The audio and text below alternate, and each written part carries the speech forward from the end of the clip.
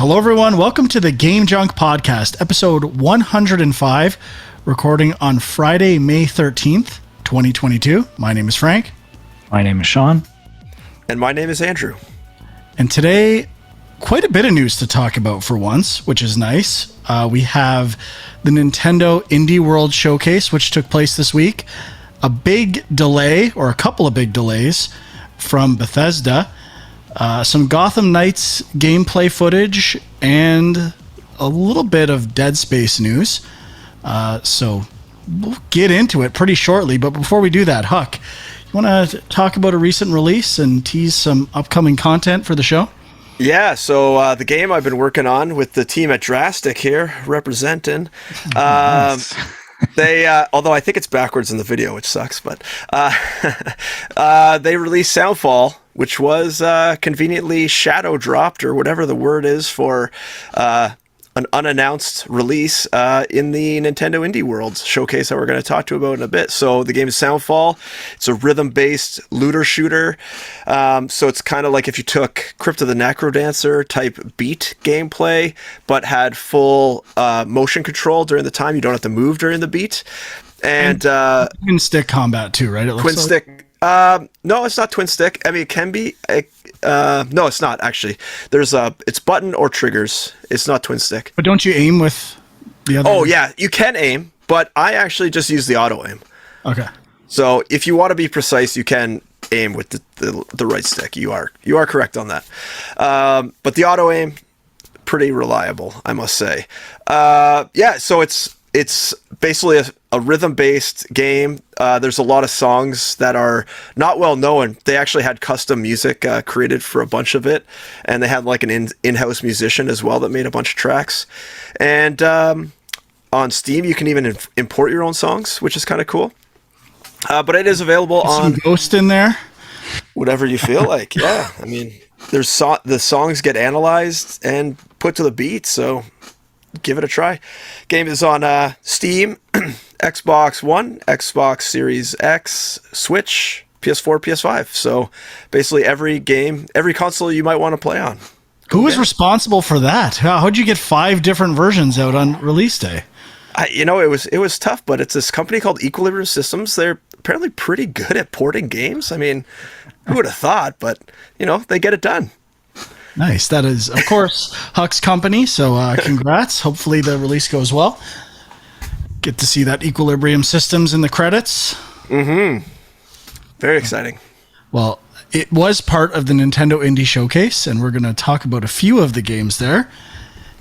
Overall, I watched this. Oh, one other thing. Shit. I forgot.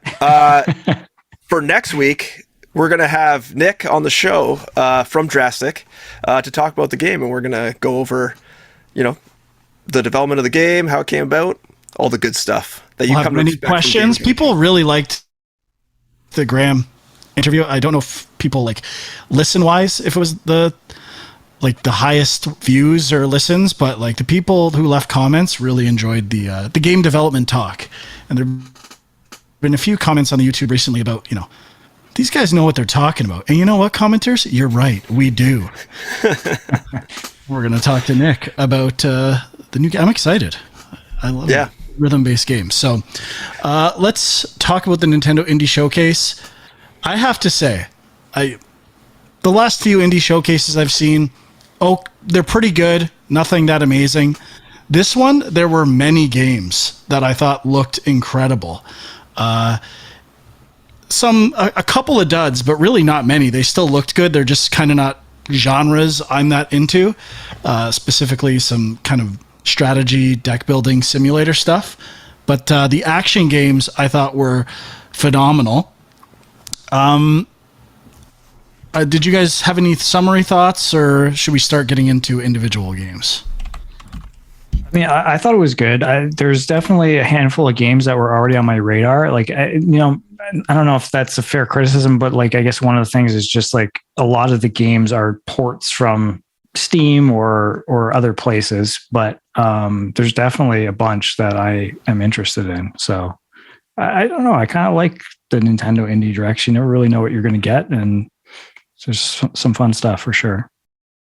if there was one game, when I saw it, Sean wasn't initially supposed to be on tonight's show, and I was like, there's one game here that is pure Sean, and that is Electhead. It's got Sean written all over it, and the one person development team was talking about the Flow, and it was part of a Flow school project that got turned into a full game, and I was loving everything they were saying. I am in on Electhead. I love the simplicity, the style, clearly kind of Mega Man influenced. I thought Electhead looked fantastic. Yeah, that's one of the ones I've had it on my Steam wish list for a while, and I've been kind of like, maybe I'll pick it up now, maybe I won't, and I just haven't got around to it. But is it out on Steam? Yeah. Oh, I didn't know that right after this. Mm-hmm. Yeah, I might wait for it on Switch now, actually. But yeah, puzzle platformer, looks like a lot of interesting electricity-based mechanics, and I like the art style.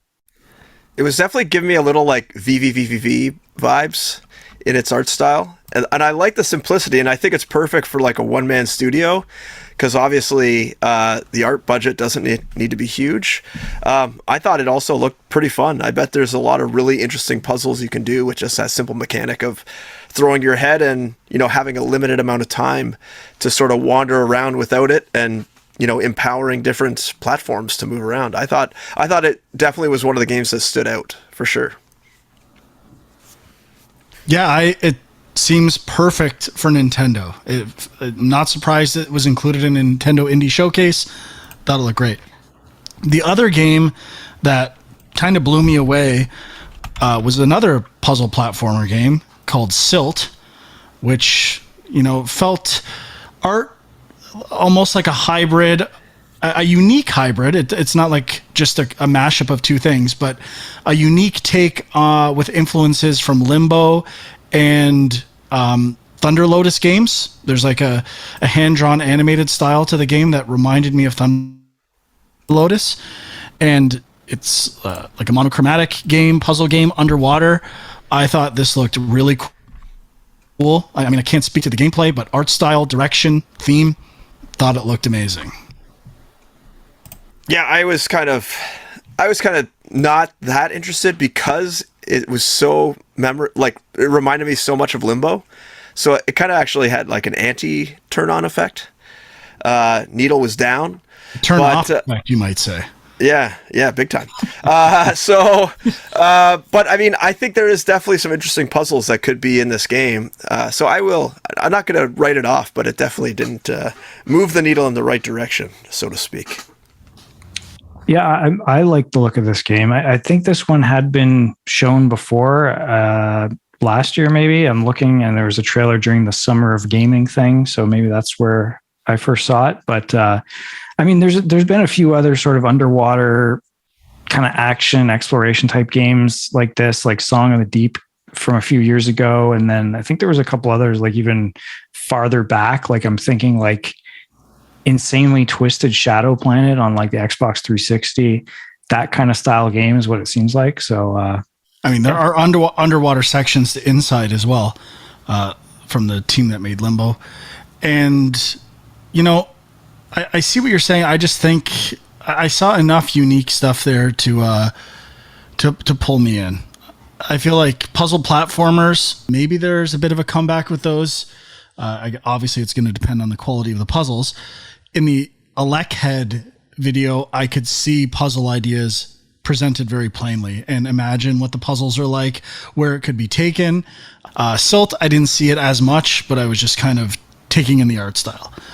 I guess another big game that was part of this showcase was, I'm not going to talk about it that much, but We Are OFK, which, like, this game has been talked about a lot.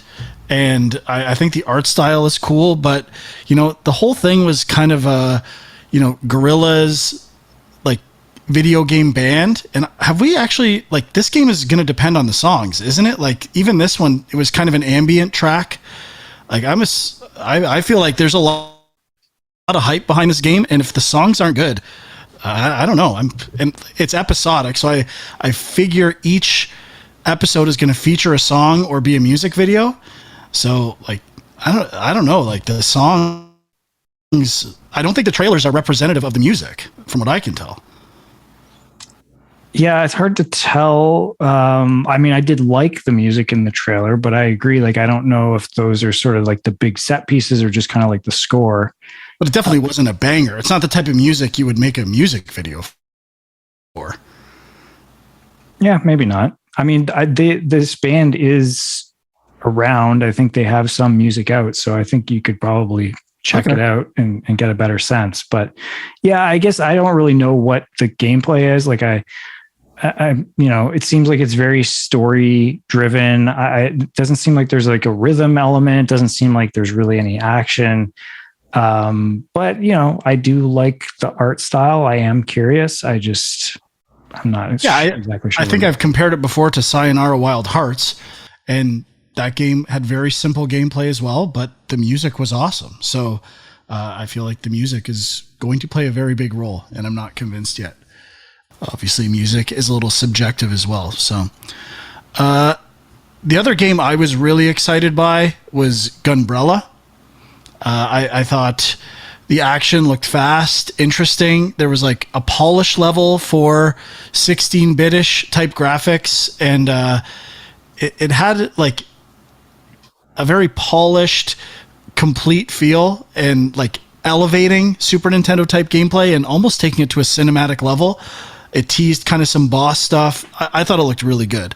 What did you guys think of that one?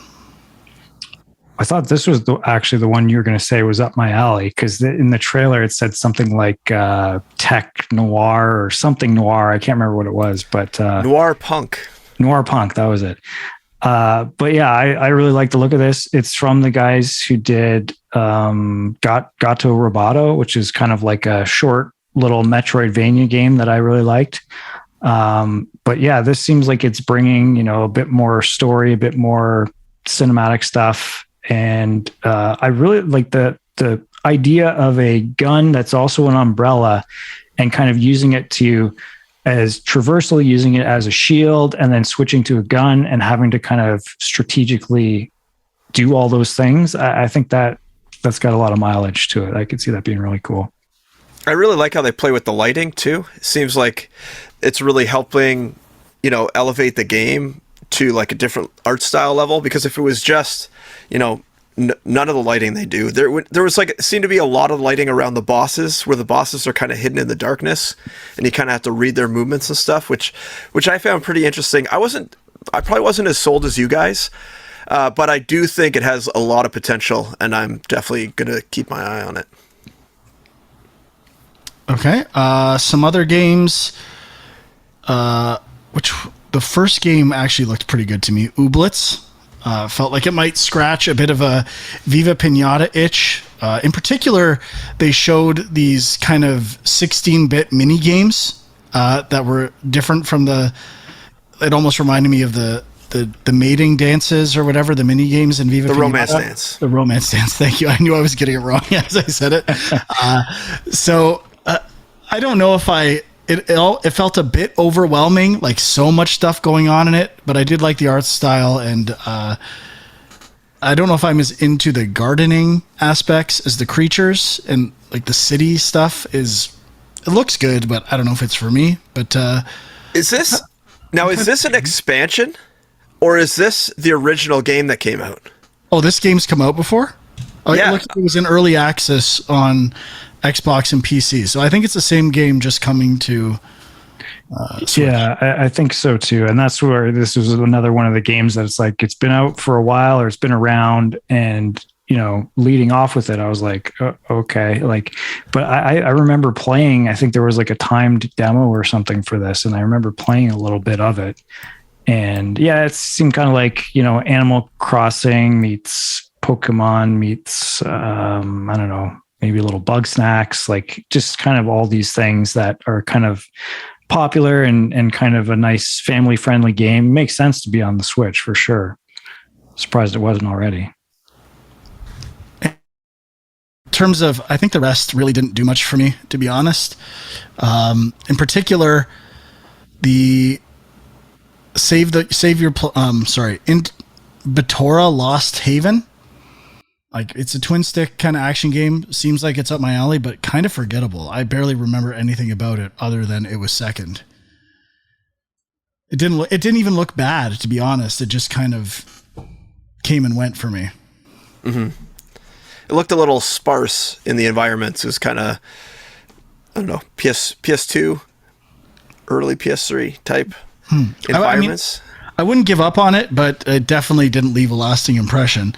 And one that looked good, but personally it does not interest me at all, was Totally Accurate Battle Simulator, Tabs.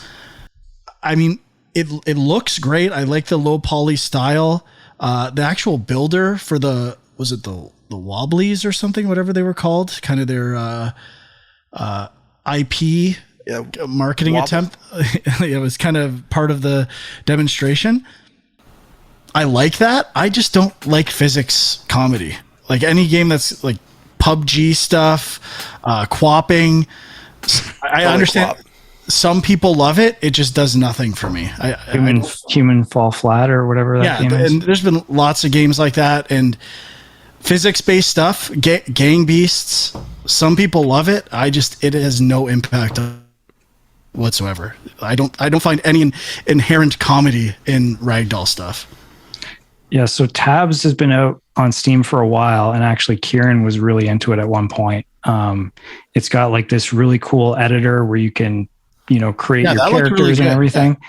Yeah. And like there's a big mod scene for it too. So like, he used to watch all these YouTubers who like would kind of do like all the Avengers. They would make, characters that look like the Avengers, give them all their powers, and then kind of fight them against each other.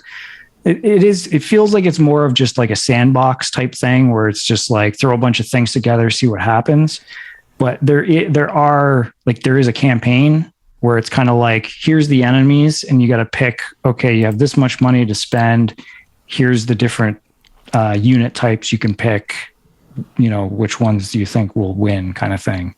So it's got some other stuff to it, but the sandbox. I did like the art style with delving into fantasy, and there was another one too, like almost horror or something like that it was changing the spin of the worlds you're getting into. I thought it looked good. It's not for me. I can tell already.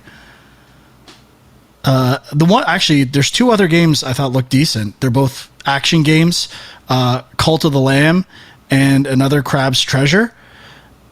Those games to me will basically come down to the combat, but that's good. I'm in on both. I thought they looked decent. Yeah, I would say Cult of the Lamb was kind of the other standout for me, and I'm pretty sure we've seen this before. I think so too. Yeah. Mm-hmm. But seems kind of like a Zelda-esque game, but kind of a darker art style and kind of, I don't know, just a different art style that I thought looked pretty cool. Yeah, remind me kind of a cross between like why can't I remember it? It's that game that Clay made, Don't Starve, and almost like Witchwood, which just came out by Alien Trap, sort of thing, but much darker, I would say, than Witchwood. Yeah, it looks good. All the games, as I've been saying for a while, art styles, all great. All of these games look awesome. There was a bit of a montage at the end of some other games, and most I wasn't that tickled by, let's say, but Gibbon. There's a game called Gibbon that I was like, I need Gibbon Beyond the Trees, I believe. Yes, Gibbon Beyond the Trees, and I was like, okay, I will buy that right now. They said it was out today or the day of the showcase. Not on Steam yet, though. On Steam, it's releasing May 18th, so in 5 days, but I will buy it there. Animals. Yeah, I mean, it definitely reminded me of a combination of like Colibri and Echo the Dolphin, Solar Ash, and Pixel Junk Eden. If anyone remembers Pixel Junk Eden, I see influences from all three of those, and I am in. I hope the gameplay is good on this because I want to love this game. Yeah, from that final montage, there was a couple games. So, I mean, Curse to Golf, I think we talked about fairly recently, but I'm kind of definitely interested in that. One Shot the World Machine Edition. So I already have the original one shot on Steam. Been meaning to play it because I've heard it's actually like a pretty interesting kind of action platformer with a cool story to it. And then Opus Echo of Star Song, which is out now. That's another one that I've been kind of like seeing really great reviews for, and it's been out on Steam. And I guess it's kind of like a, I don't know, what kind of like game is that? Opus Echo of Star Song. So I guess it's kind of like a, why can't I think of the term? You know, adventure like game? No, but like the ones that are more like a interactive book or something. Like a novel, visual novel. Visual novel. That's it. It's kind of a visual novel, but it's got puzzles in it, and apparently the story is really good. So I'm kind of interested in that one too. But I definitely don't believe that. But you don't believe what? The story's good. Oh well. Yeah, I mean, it's just one that I've been sitting on for a while and I haven't picked it up. So there's probably a reason why I haven't picked it up, but the reviews have been very good. And the Metacritic summary here is like 90. Yeah. Wow, that's pretty high. If Sean plays it and says the story's good, I will trust him and try the game. Well, I'll get to one of these days.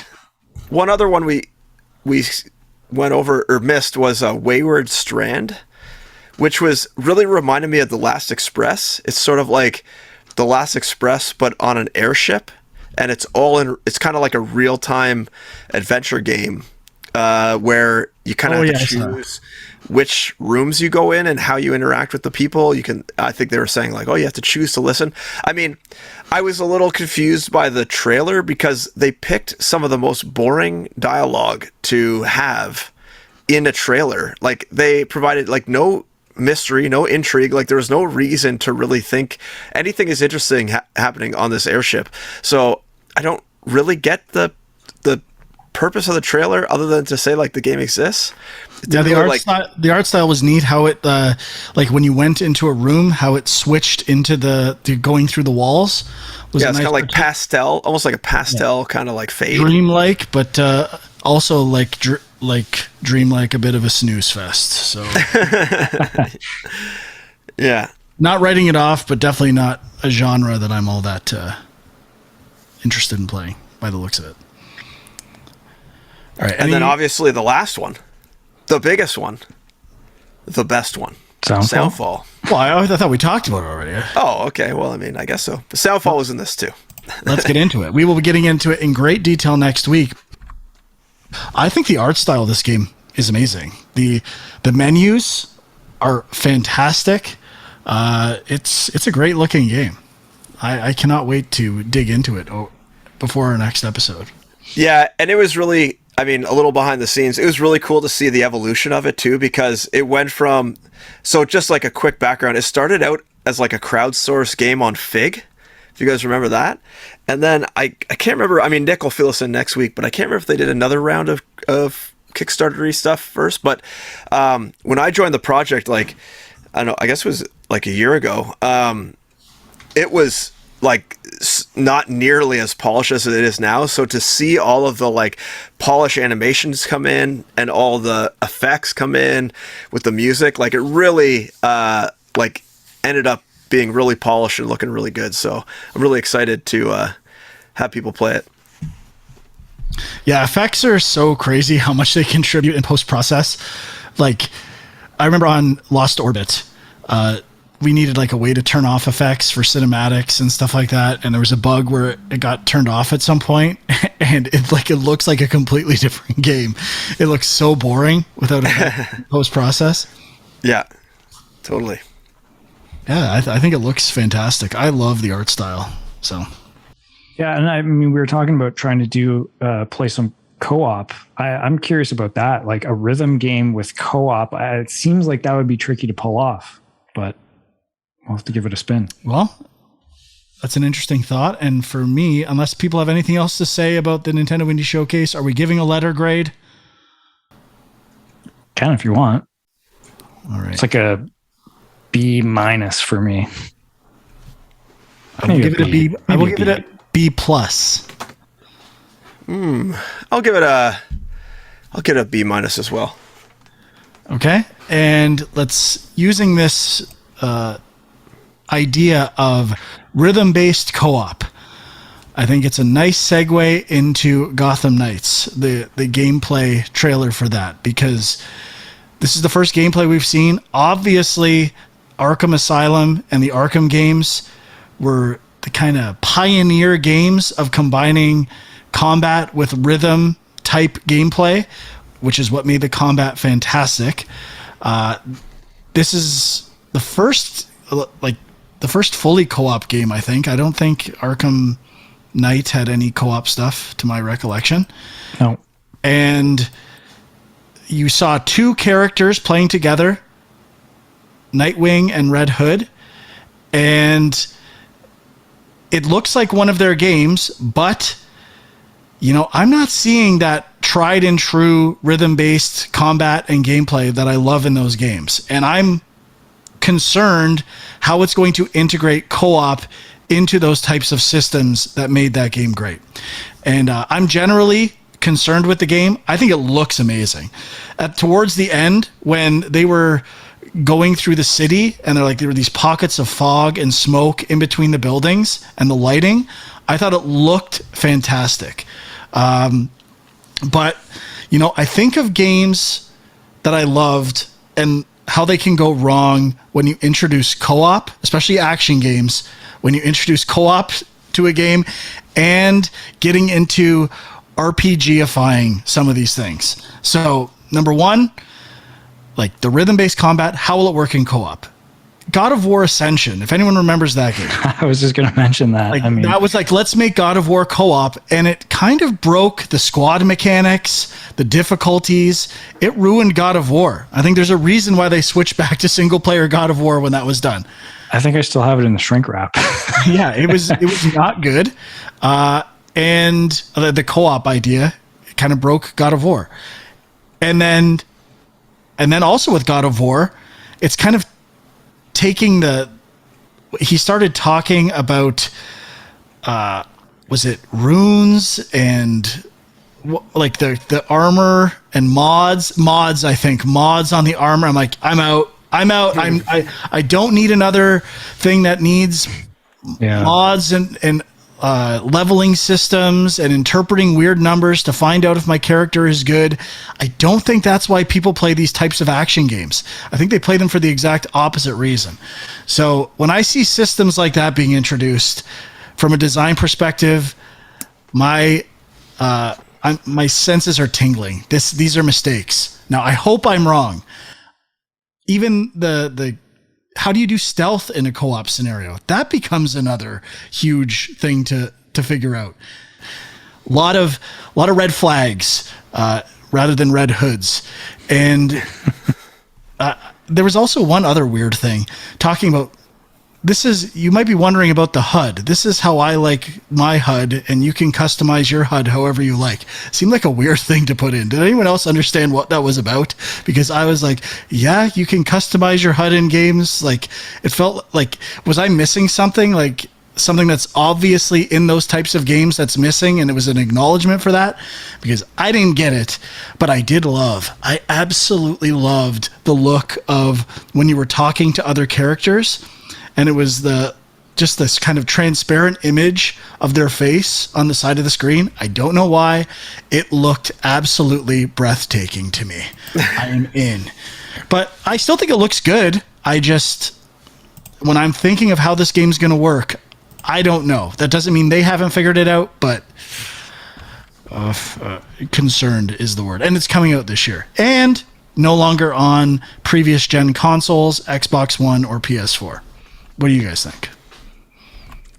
I have a lot of similar thoughts to you, Frank, but I'll let Huck go first because I think he was a little more positive on it.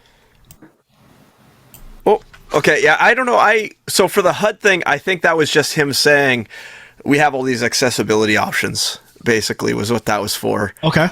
I don't think there was anything like special behind it. I think it was kind of just... Was it just because it was smaller, like it wasn't that present, or...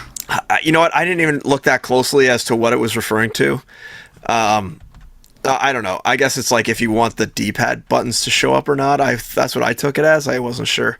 But I actually thought it looked pretty fun. I thought it basically just looked like Batman, especially the Nightwing parts, minus the cape. But then he had that glider that magically comes out of nowhere. So it's basically the exact same.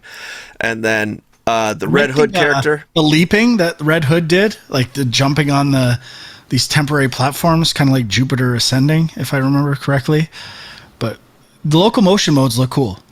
Yeah, I mean, the motorbike looked a little rough. Like, they were kind of dropping like bombs, and it looked like he was driving right over them and not really having any sort of effect on him at all. So I don't know if they just like cranked down the difficulty or the damage so it didn't look stupid when they were trying to record the video, or if that's actually how it's going to be. But that part looked from the bike was so Batmobile combat's gone, I assume, which I loved. I don't get it. That whole section looked kind of just on rails. It didn't feel like you had full control. It was kind of weird. It felt like an intentional thing, though. Like the fact that they showed it, to me, reads as people didn't like the Batmobile stuff or the combat in Arkham Knight. So it's like, yeah, we're just having a vehicle that everyone uses to get around, and it's just from getting to point A to point B, which I think the game's already fun to get around from point A to point B with their standard locomotion modes. So I'm not buying it. I thought it was a step back, but we will see. Yeah, I mean, they spent a lot of time on the menus. Well, not a lot of time, but they spent some time in the menus. I'm like, I don't know why you need to show that. I mean, it's not going to be anything special. And then the one thing I wasn't really sold on was the way they've changed like the bat sense, like the counter sense. Agreed. Where like it's no longer above your head. It's now like on the enemy, and it's either a white circle or a red circle, which I imagine is blockable or not blockable. That's the only thing I could think of what it could be. To be fair, I thought the sensor for that stuff was always above the enemy. Wasn't it a lightning bolt above the enemy? Was it above the enemy, or was it above Batman? I thought it was above the enemy, knowing what enemy is about to attack you. Okay, maybe it was. But I don't know. Spider-Man, it might have been different. I'm not sure. Oh, Spider-Man, it probably was above. Maybe that's what I'm thinking of. Maybe Spider-Man. But also, I found it just harder to see versus like the halo around the head, basically. So, and the camera seemed a lot more tight. So if you were ever going to get attacked kind of like from behind or from a little further away, I don't know how you would ever notice that thing. So that was a little bit, like Frank said, a little bit of a red flag going up. I wasn't too sure, but I'll echo that. It looked really polished. I thought a lot of it looked really, really good. So I don't know. I'm more interested than I have been in any of the other gameplay footage stuff they've shown before. Like, I'm not really sold on the co-op aspect. They don't really talk about it. They show that one fight where it's on the rooftop, and what happens if one of the characters just like decides to peace out? Like, what's going to happen then? Because it's obviously open world. They're obviously going to try to tailor the combat to how many players you have. So the difficulty could get really messed up by people not playing along the way they're supposed to. So I don't know. I'm not really sure how to handle these like non-corridor based co-op games. Yeah, it kind of felt a bit like, switching to a co-op design at the sacrifice of the story. Like, it seems like everything is like crime based now. Oh, there's a crime. Hey, do you want to do this crime together? Yeah. I hope I'm wrong. The worst case scenario potentially is, okay, just play it in single player and it's like every other Arkham game, which I'd be fine with, but I'm not quite sure that's the case. I do like, so sorry, Sean, before you jump in, I do like that they're still keeping some of the detective aspects of Batman with like looking for the blood splatter. I mean, I think the example they showed was very basic, where it's like, oh, there's some blood. Oh, there's just conveniently this thing hidden below the floor right beside where the blood was. Like, that's very convenient. And the detective vision was way more selective, right? Like, it wasn't like changing the modes. And that also, like, there's great puzzle ideas that come from like changing the whole screen. The perspective puzzles are some of the best things in those games. I don't know how those, I have some ideas how they might work, but it just seems like a push based on the influence of other games, which is what scares me. Like, it doesn't feel like their own anymore. It's like, okay, all these other games have super slick interfaces, and like all the indicators need to be look more polished, and that was never a problem with those games for me. Like, it feels like they were solving problems that didn't exist rather than focusing on what makes those games great. And it also seems like this game is like, hey, Suicide Squad's popular. Let's try to make a different Suicide Squad. Like, why? Well, they have a Suicide Squad game coming too, which is... No, I know, but I mean, why... Like, why make this game? Why kill off Batman? Like, yeah, that's what I was kind of struggling with a bit. Is I was like, in particular, Nightwing and Red Hood being the two characters they focus on here. Like, if anything, I'm more interested in Robin and Batgirl personally. But like, why couldn't this have been Batman with Robin? Like, why? Like, you gotta like. Yeah. I guess like, is it 4 players or is it? It's only 2, right?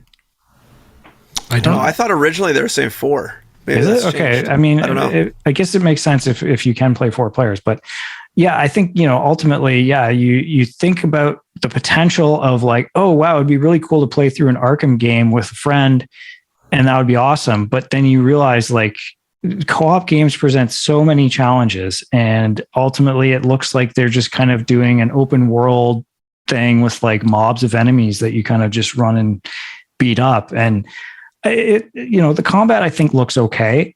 It is a little weird that Red Hood has guns. Like, I don't know. That seems like that changes things up quite a bit. But like, the different traversal stuff, it seems like they came up with a unique way for each character to traverse the city in a fun way. So that's cool. The RPG stuff definitely was like not moving my needle. I was like, yeah, this game doesn't need that. And of course, like the other games kind of follow a loose kind of Metroid exploration. You get an item that brings you to the next place. And like, how's that going to work with co-op? Like it feels like that's not going to be part of this game. So, yeah, I guess I was very excited about this game. Now that I'm kind of seeing the reality of what it is, I'm not super shocked, but I'm also like, yeah, this is obviously I'm still excited, but it's come down a bit for me. Yeah, I looked on Wikipedia.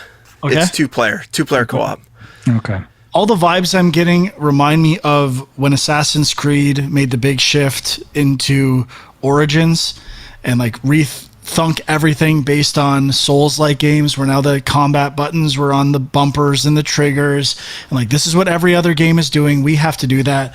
Now, I do understand people do like those games and probably think they're an improvement overall, but I do not like, in general, when great games just get taken over by other games and trying to emulate what they do.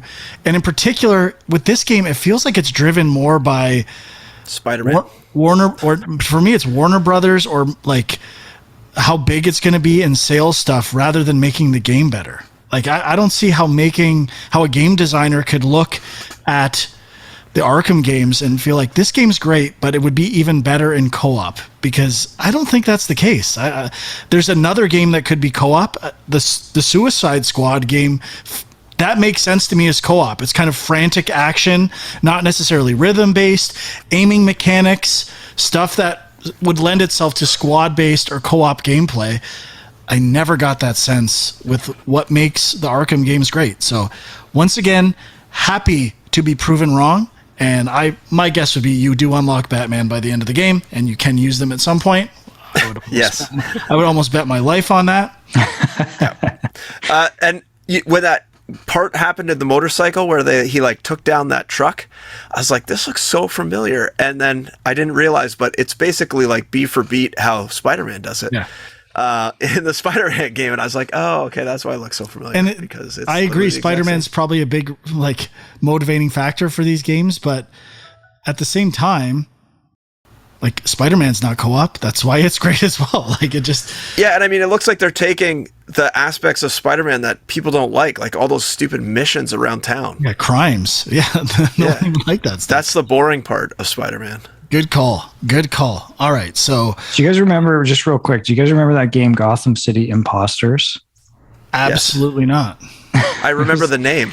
It was like a Batman multiplayer game, first-person shooter. I'm trying to remember. Like the idea, I think, was that everybody was either trying to. They're like, you know how there's people who dressed up like Batman in the Christopher Nolan movies, and there's people who dressed up like the Joker. It was kind of like you're one of those people. But you know, I don't think it was that great. Did this game actually come out? Yeah, I think so. it did. Wow. Yeah, I do not remember this game at all. Guy was their single sale. I feel like it was like free to play, or it was on. I don't know. Yeah. I don't think that is ringing a paid bell for it. But I remember looking into this game like last year because I was like, is this thing still around? And yeah, you can't get it anymore. It's gone. It's gone? It's gone. It's disappeared? I mean, I don't know. Maybe there's like somebody's got a server, a fan server or something, but yeah, you can't buy it anywhere for sure. Wow. Okay, moving on. Let's get to the least surprising news potentially ever. Starfield and what's the other game? I didn't even know what game it was. Redfall. Redfall? Okay. Starfield and Redfall from Bethesda are officially pushed till 2023. My guess is Redfall will be 2024 and potentially Starfield. I mean, we haven't seen a minute of gameplay from either one of these games. How is anyone not fully aware there was no way these games were coming out in 2022? Yeah, I mean, it's a good point. I am a little shocked that Starfield would slip just because it is the big release, seemingly, for Microsoft and Bethesda this year. And now when you look at the fall lineup, it's like Gotham Knights and Stalker. That's it. Like, there's nothing coming out. What about Ragnarok? Well, I guess it doesn't have a date yet, but yeah, that is still expected this year. If that slips, then it's going to be a major void for the year. But I predict Ragnarok. It already got delayed. I think it wasn't the actor who played God of War. At least that was one of the reasons they said why they delayed filming some of the scenes and stuff like that, and that played a factor. I have a feeling God of War will come out this year. I'll say with 96% certainty. Well, it has to, because I'm sure there's going to be some stuff announced at like Summer Game Fest and whatever else is coming up. But like in terms of big games that are like highly anticipated, like they should be on people's radar by now, and there's nothing. So it's definitely looking like a slow year. PlayStation, you got to get those consoles out to people because you have the chance to deliver a knockout blow this holiday season. Yeah. With God of War Ragnarok. So I just looked up the trailer for Redfall. That name, for me, I picture like a medieval fantasy game. And Redfall is that one of those like co-op vampire it's vampires, yeah. shooter things. And I was like, what a horrible name. Like, it does not stick at all. I mean, I guess the red is for like blood and vampires and stuff, but I do not equate that name. I forgot it was Arcane. Game. I'm just looking it up now. Yeah. Yeah. I mean, wasn't it also more of a multiplayer game kind of thing? I mean, it was just a CG trailer, but that's what they sort of imply by the trailer, that it's kind of like a 4-player. It's probably one of those like asymmetric co-op games or something like that. I don't know. Yeah. Either way. I'm definitely intrigued by Redfall because I really like Deathloop, and I'm curious for a game where they focus less on stealth and more on action, because I thought the action elements were much better than the stealth elements in Deathloop. So I don't know. I don't care though, and I'm certainly not surprised by this. And I mean, we're all happy though, right? Yeah, because we want delay it 2 more years. We want the best version of this game. If it takes you 20 years to make this game properly, just do it. That's what's best for the gamers out there. And for the record, I don't care about delays. I just don't like how these publishers lie and say like the game's coming out when they know it's not. I don't know. I have no problem with them rushing out or not rushing out a game. Just don't lie and pretend that you are to, keep your stock prices up or get pre-orders going and bullshit the people who are paying for it because you want to say you can when you know you can't. It's not about the developers. I mean, they have to be involved in those decisions, but I assume it's Microsoft telling them, hey, we need this to come out. So they put a date, even though they know they can't hit it. They get some pre-orders. People buy their console when they know it's going to come out that year. And then they're like, well, I guess I didn't need to buy this now. Yeah, I mean, it really is getting to the point where release dates mean very little until, you're like a week away from release and it's actually happening. But Nintendo's got their exceptions to this rule for sure. Metroid Prime 4. But I still have that pre-ordered at Walmart or something. You might have gotten it by half price by the time inflation keeps going. Yeah. It was a smart move. Probably. But, at least they're a little bit better about saying, hey, this is coming out this year. They're not like super far ahead with their announcements. But, Breath of the Wild 2 they're not free of charges in this type of stuff either. So, yeah, I was just looking. So a couple other games. So Splatoon 3 comes out September, Forspoken October. I guess those are kind of big games. And then some other games that don't have release dates yet. The Marvel Midnight Suns game and Mario and Rabbids Sparks of Hope. So I guess there's a few, but I never get the title of this. Xenoblade 3. That's this year too, isn't it? Yeah, I think so. Xenoblade Chronicles 3. Oh yeah. Yeah, so I guess there's a few things, but it really just, those absolute like A-list top tier blockbusters, it feels like we're kind of missing a bunch this year. So they could still slot into the late summer, early, like late December, or not late December, like Christmas holiday schedule. I feel like there's a few we're forgetting about, but definitely nothing crazy. And I think the developers and publishers are pretty good about knowing whether or not a game's going to be good or not. Like, I think Forspoken, how much it's being talked about, I think it's going to be pretty good. Hopefully. Okay. All right. Last bit of news. Dead Space. Like, I was seeing notices about this all week. Big Dead Space video remake coming on Thursday. There was a time for it and all this stuff. And I went to look at it after, and it was nothing. It was like a release date, January 2023, and a bunch of developer diaries. I didn't even want to wade through all of that to see if there was any gameplay footage, and I don't think there was.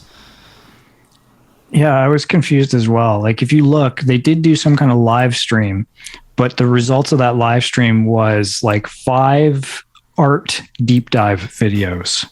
Which there were some screenshots or screen caps I saw, but that is strange for like hyping something up and building up to these. It just puts this idea that it's a big reveal. You're doing a disservice to your marketing, I feel like. Yeah, like they obviously were desperate to get something on the map here, but I'm surprised they couldn't even put together like a cinematic trailer or something. Like, it seems like you could at least do that.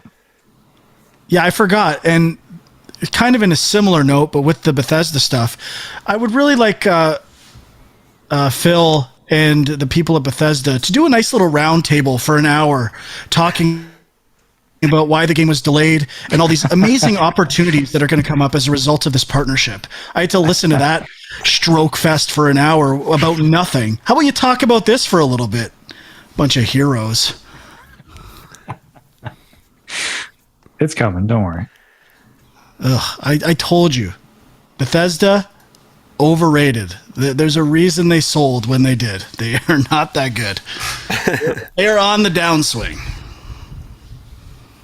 It's like people are finally waking up and being like, yeah, you know what? I don't really like Bethesda games. On the Discord, people are like, yeah, they're not that good.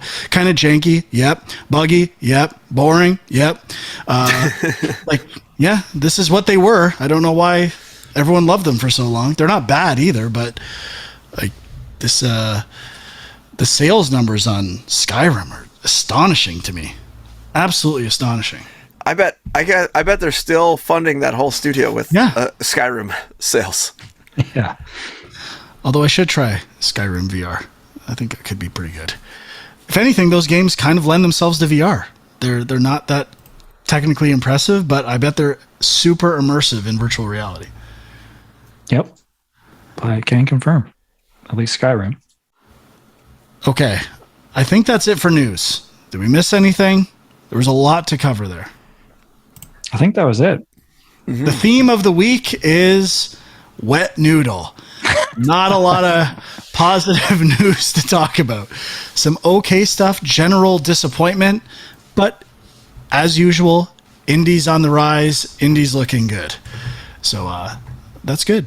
That's a good thing. Okay. Anyone have anything they played talking about what we played? I really don't. I've platinumed Nobody Saves the World.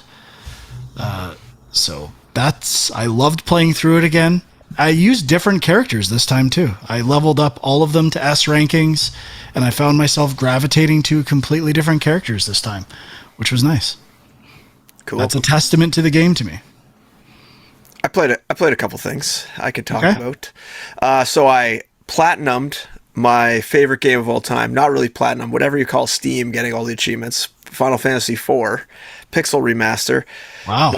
That was a work of art getting that thing. God, I just like grinded forever trying to get these stupid things. I don't know why. Does Steam actually have an equivalent to like a platinum or just achievements? No, like just 100%. Okay. Like 100% goals. And then I tried Citizen Sleeper, which is a game that came out on Xbox, Game Pass, and maybe other places, I don't know.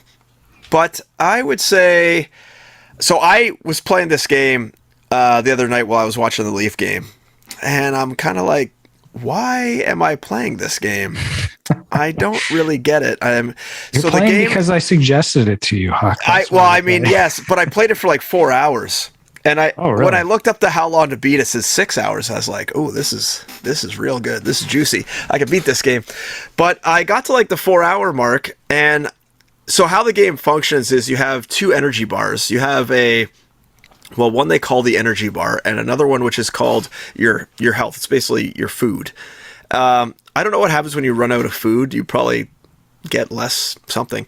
But how the energy works, how the game functions as a whole is you get dice rolls, and depending on your energy level, that's how many dice rolls you get. So basically there's a bar at the top with 6 slots for dice, and if your energy is within the 6th slot, you get 6 dice. If it's in the 5th slot, you get 5 dice, etc., all the way down. So you kind of have to manage your energy level in order to maximize the amount of dice you can use each turn. So it's like this turn-based story dice game. And so each turn you get, you're kind of on the space station, and you can choose places to go. And most places will, you use the dice, and when you slot them in, depending on the number, so if the number value is low, you will get a chance of a negative impact and a chance of a neutral impact. If the number is higher, you'll get a higher chance of an excellent outcome. Or potentially, if it's like a 6, you'll get 100% chance of an excellent outcome. And so based on the dice you slot into these, story slots or other slots, you get some outcome. And then it drives... So how it works is you slot a dice in, you're given some sort of reward. The reward usually is like... it's kind of like story points or something like that. Let's say you've slotted dice in, you get 2 story points. Now, to unlock this next story beat, you need to get 6 story points in this category. Sounds like there's a lot of numbers being crunched here. There is.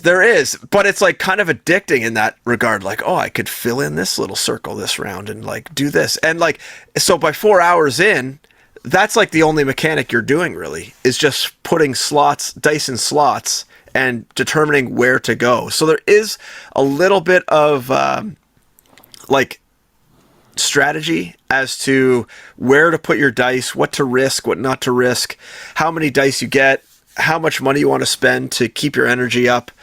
So there is like an economy with money and stuff like that.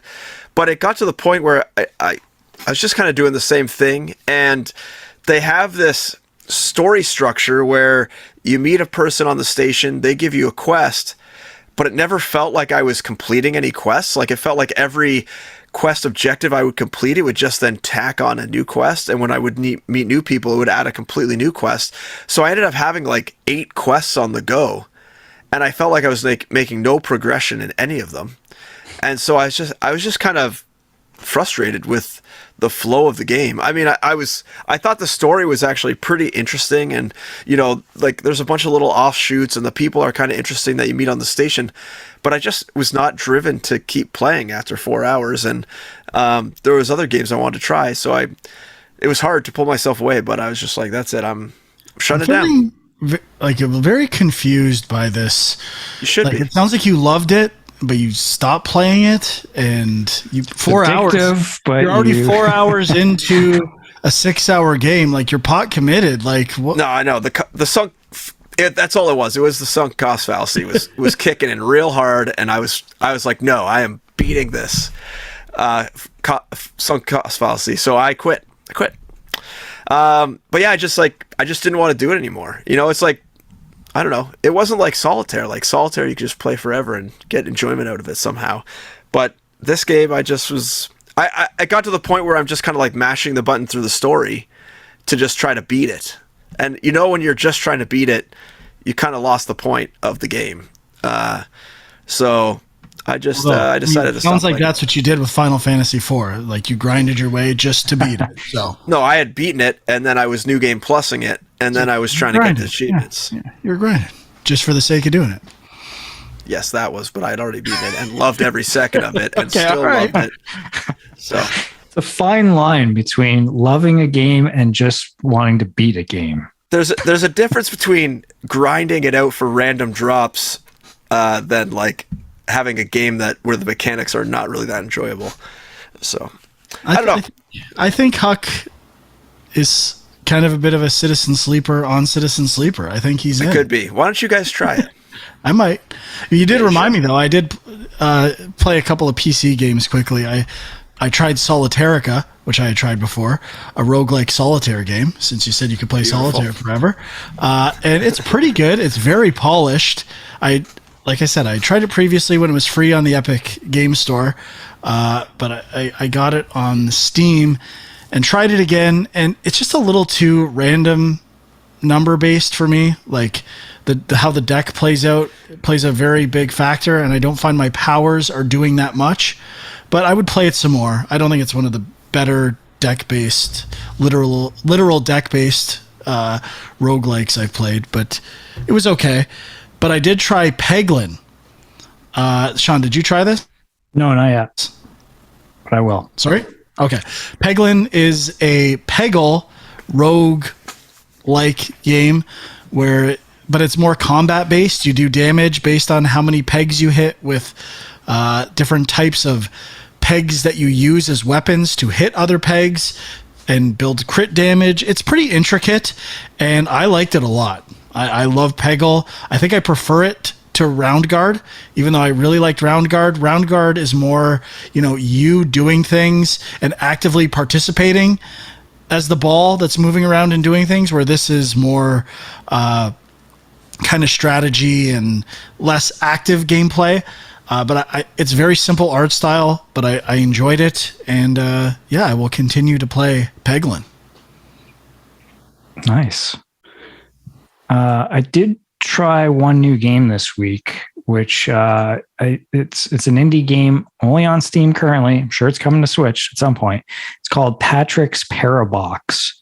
And, we were talking a while back about Boxel and like whatever the sort of Japanese genre that is, Sakoban or something like that. Sokoban. So this kind of falls into that category, but it takes it to an interesting there's an interesting twist on it, which is that the boxes you're pushing around to fit into places, you can also go inside the boxes, and then inside those boxes, you have things you have to do. And so it's kind of like this weird recursive kind of brain twisting kind of idea. And, I've played the first 2 worlds, I guess now. And there was still some stuff where I was like trying to wrap my head around, and like, I was like, I would complete a puzzle and I'd be like, oh, that didn't complete because of what I thought I was actually trying to do there. Like, there'd be like outlines on the floor of where things need to go, but sometimes certain boxes don't need to go anywhere. So I was like kind of confused as to why that is sometimes.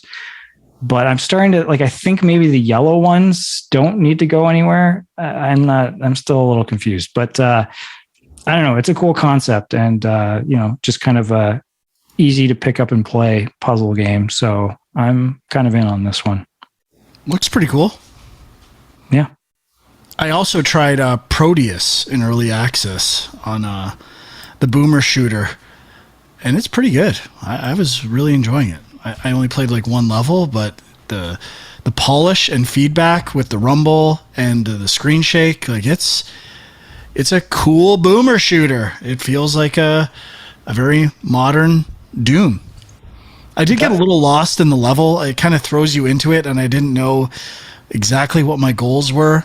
I feel like there are opportunities to improve the first level and guide the player through the initial stages, but the gameplay was very satisfying. That one's on Game Pass PC as well, right? Correct. Yeah, that's where I played it. Yep. Okay. Also in early access on Steam. Very cool. I tried another Game Pass game as well. Let's see if I can say it correctly. Eiyuden Chronicle Rising, which is it has an art style very similar to Indivisible, but instead of having turn-based combat when you run into enemies, it's all kind of like real-time action, 2D plane. And I'm actually quite enjoying it so far. I really like the music. I feel like I haven't done too much. I've kind of just done your basic intro RPG stuff where you're going around town doing simple quests for people. But so far, the pace of the game is good. I'm not kind of like wandering around aimlessly. If there's a person to talk to, they have a little thing over their head, so I always know where to go. So far, it's been very straightforward as to where to go next, so I haven't, like I said, I haven't had to just wander. And the combat it's got a good feel to it. Like when you hit stuff, it kind of like slows down and gives you a feel. There is a bit of a timing delay, so you kind of get 2 swings and then you have a little bit of a stall for when you can swing again, which was bugging me at first, but it makes sense. I just had to get used to it. And yeah, I'm liking it. I think there's like another game that's coming out, and this is kind of like the intro game to that game. I don't know. It sounds like they're trying to make, whoever publishes this or develops it is trying to make a franchise out of this game franchise. I can't remember what the other one's called. The art style is kind of neat. It's maybe a 2D Octopath Traveler vibe. But but not quite so like pixelated or voxel. Yeah, it looks good. Yeah. Okay, the other one's called 100 Heroes. And it is coming in 2023. Ratings are not that great for this game, though. The Metacritic is at like 62. Oh, really? Okay. Well, I mean, I'm gonna keep playing it. I haven't played that much, and what I am playing, I still am enjoying. So, I'm gonna give it a whirl. It says it's a Suikoden successor. Oh, just like he played on the plane for a minute. That's right. There you go. So that means there's going to be some sort of crazy collect all the characters thing going on? I don't know. I don't see any... it kind of makes sense with the 100 Heroes angle too, right? Yeah, that's the other game, though. This is Rising. Maybe this is like an intro. That, yeah, I guess so. Yeah, that does make sense, I suppose. Cool. All right, I have nothing else. Anyone else? That's it for me. That's it. Okay. Well, thank you for listening or watching on youtube.com/GameJunk. Next week should be fun. Congrats on the game release, Huck. Thank your you. participation. Check him out on Twitter at MyAngryCommute, or the company which ported Soundfall, Equilibrium Sys. And Sean is Film Junk. Until next time, thanks for listening. Bye-bye.